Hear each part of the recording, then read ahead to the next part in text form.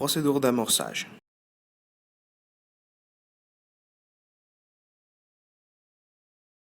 Premièrement, il est nécessaire de réaliser l'amorçage. Il est essentiel pour permettre au béton de parcourir fluide la canalisation sans devoir faire face à des coincements. Nous avons conçu un système pour éviter que les déversements résiduels d'amorçage terminent au chantier ou polluent l'environnement.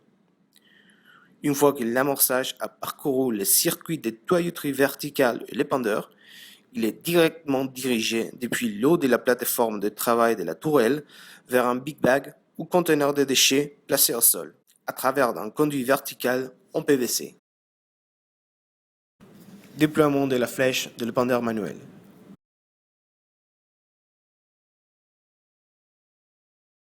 Nous déployons l'épandeur manuel de 12 mètres de longueur de flèche.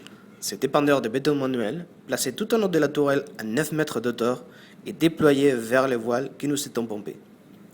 Grâce à ces 12 mètres de rayon d'activité, nous pouvons pomper une voile de 24 mètres de long en lui plaçant à pied des voiles. Si la longueur du voile est supérieure à 24 mètres, l'ensemble peut se déplacer à l'aide de la grue à tour pour les différents emplacements souhaités, sans avoir à démonter les différents éléments.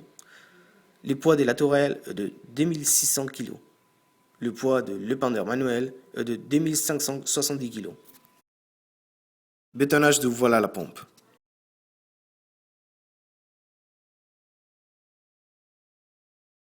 Une fois placée l'ouverture de sortie de l'épandeur sous le voile, nous procéderons au versement du béton dans toute sa longueur de manière proportionnelle et uniformément répartie en plusieurs couches. Pour ce faire, nous adapterons à l'ouverture de sortie de l'épandeur des flexibles de différentes longueurs.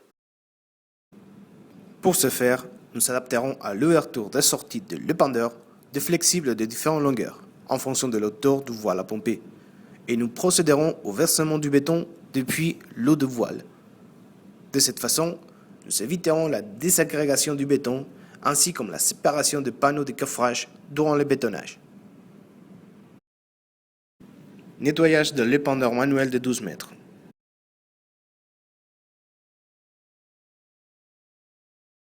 Il est essentiel de réaliser un nettoyage correct et quotidien de l'épandeur et la tourelle verticale pour éviter des coincements au démarrage.